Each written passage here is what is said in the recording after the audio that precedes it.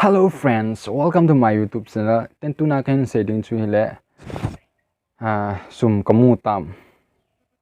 thumbnail ana mu bangwa money raining na YouTube ma kona he ti channel YouTube kitle ahi pon ti channel a kona sum kamu tam chu ka hin sei de na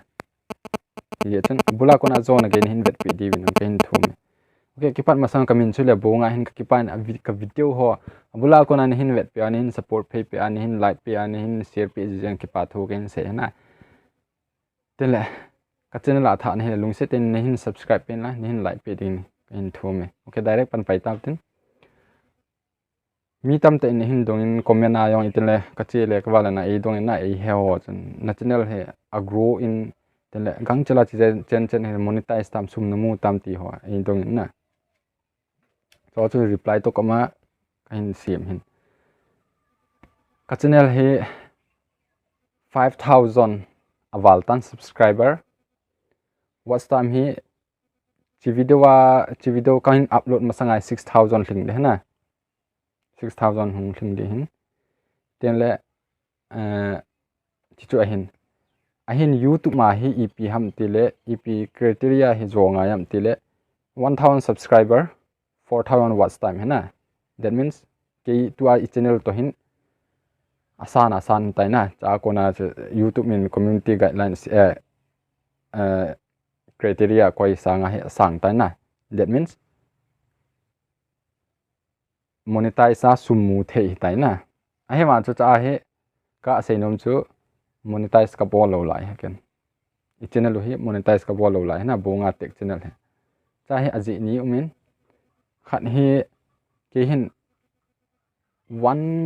10k be thing le kati है ना subscriber तेल monetize bol de kati na hi wan chun chen chuga anga ding material soilo nail hoilo to na material so gangchala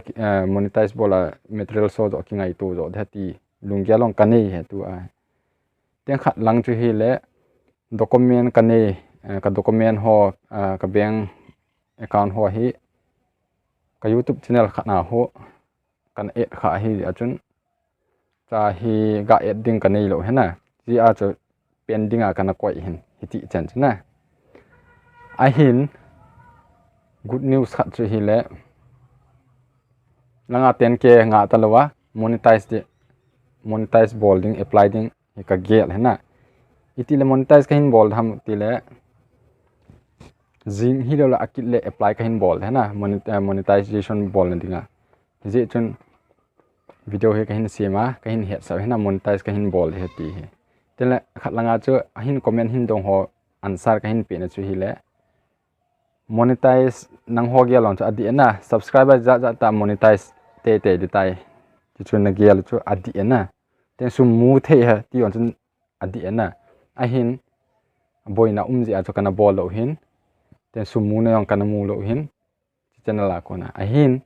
jing hi lo jing le thai le apply ka bol hin apply jo ten la wan cho a kho le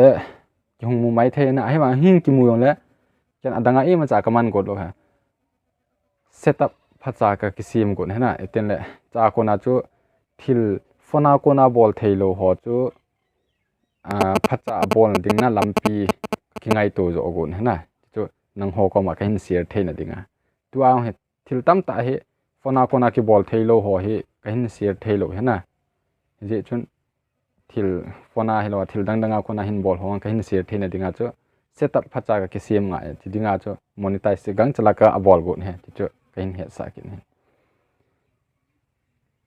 je bol na dinga chu nang ho support ngai ti support chu itin ei bol le ham tela thil dang heavy ta ong ka ti he na na khut na he subscribe button naga me like naga bol na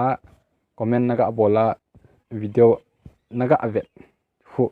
hu le ka dei hana adang i ma cha ka dei lo ten hin share pi de ka dei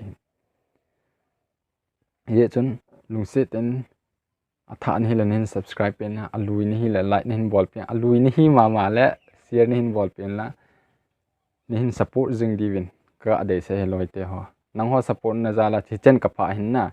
ni hin support be la cha nga hoita ta video quality yong hoi mai thei ten le thil dang bol ding dan no na materials hin ne ya la ka hin bol do thei le hi nang ho ko mang ka hin se he ye chon ki support to jingutin ka sai banga chu good news he le tu hafta pa hafta ki monday ki ka hi video channel hi monetize ka hin bol he na chu he ten la an i khat langa hin dong ho chu ga reply dan chu hi le tu ya monetize ka bol lo lai je chun sum ka mu poina clear ti chu hi nge dang i ma cha sei video umpon chen chu hin tin ka ki pa abula ko na ne pe je ki pa